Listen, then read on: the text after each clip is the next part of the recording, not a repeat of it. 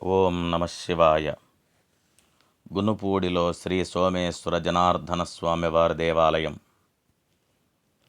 చరిత్ర ప్రసిద్ధికెక్కిన అతి ప్రాచీన దేవాలయాలలో గునుపూడికి చెందిన శ్రీ సోమేశ్వర జనార్దన స్వామివారి దేవాలయం ఒకటి.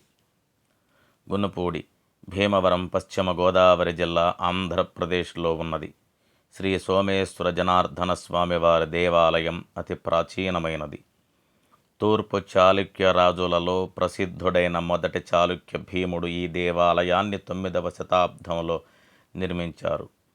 ఈ దేవాలయానికి ప్రాకారములు, గోపురములు కూడా నిర్మించినట్లు చారిత్రక ఆధారాలున్నాయి. స్థల పురాణములోనూ ఈ క్షేత్రాన్ని పరమ పవిత్ర క్షేత్రంగా అభివర్ణించడం జరిగింది. ఈ దేవాలయం గురించి భీమఖండం, బ్రహ్మాండ పురాణములోనూ మరియు స్కంద పురాణంలోనూ పేర్కొన్నారు. తారకాసురుడు అనే రాక్షసుడు శివభక్తుడు. ఈ తారకాసురుని కంఠంలో ఉన్న అమృతలింగం అతనికి ప్రాణరక్షగా నిలిచేది. తారకాసురుడు అందరినీ అనేక విధాలుగా బాధ పెట్టేవాడు. ఈ రాక్షసుడి బాధలు అతనిని సంహరించడం కోసం దేవతలు కుమారస్వామిని ప్రార్థించారు. శ్రీ కుమారస్వామి ప్రత్యక్షమై తారకాసురుడి మరణం అతను ధరించిన ఉపాసనాలింగంలో ఉందని గ్రహించారు. తన ఆగ్నేయాస్త్రముతో ఉపాసనాలింగాన్ని ఛేదిస్తాడు. ఆ ఉపాసనాలింగం 5 ముక్కలై ఆంధ్రప్రదేశ్లోని 5 ప్రాంతాలలో పడినవి. అవే పంచారామ క్షేత్రములు. పాలకల్లులో క్షీరారామము, అమరావతిలో అమరారామము, ద్రాక్షారామములో భీమారామము, సామర్లకోటలో కుమారారామముగా పంచారామ క్షేత్రాలుగా విలసిల్లుచున్నవి. గునుపూడిలో శ్రీ సోమేశ్వర జనార్దన స్వామివారి ఆలయంలో ఎన్నో ప్రత్యేకతలు ఉన్నాయి. ఈ ఆలయంలోని లింగ భాగాన్ని చంద్రుడే స్వయంగా ప్రతిష్ఠ చేయటం వలన శ్రీ సోమేశ్వర లింగం అమావాస్య రోజున గోధూమ నలుపు వర్ణంలోనూ, పౌర్ణమి నాడు శ్వేతవర్ణ రూపములోనూ.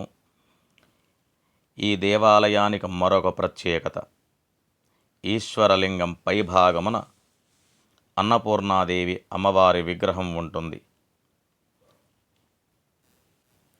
ఇది మరొక ఆకర్షణగా భక్తులకు దర్శనాన్నిస్తుంది. అంటే ఈశ్వరుడు గంగను శిరస్సుపై ధరించడానికి ప్రతీకగా ఈ విధంగా నిర్మితమైనదని భక్తుల నమ్మక విశ్వాసాలు.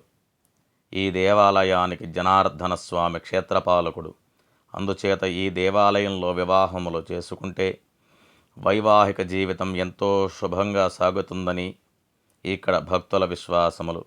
ఈ దేవాలయంలో ఆంజనేయ స్వామి, కుమారస్వామి, నవగ్రహ ఆలయాలు కూడా ఉన్నాయి. గాలి గోపురమునకు ఇరువైపులా సూర్య భగవానుడు, శ్రీ సుబ్రహ్మణ్యేశ్వర స్వాములను కూడా ప్రతిష్ఠించారు. ఈ దేవాలయానికి తూర్పు వైపున చంద్ర పుష్కరిణి అనే తటాకం కూడా ఉన్నది. దీనిని సోమగుండం అని కూడా పిలుస్తారు. ఈ దేవాలయంలో ప్రతి సంవత్సరం అనేక ఉత్సవాలు నిర్వహిస్తారు. అందులో మహాశివరాత్రి ఉత్సవాలను అత్యంత వైభవముగా నిర్వహిస్తారు. ఈ దేవాలయాన్ని చేరుకొనుటకు భీమవరం, నరసాపురం వయా మత్స్యపురి మార్గమున చేరి గునుగుపూడి గ్రామమునందు మరియు భీమవరం జంక్షన్ రైల్వే స్టేషన్కు సుమారు 1/2 కిలోమీటర్ దూరంలో ఈ ఆలయం ఉంటుంది.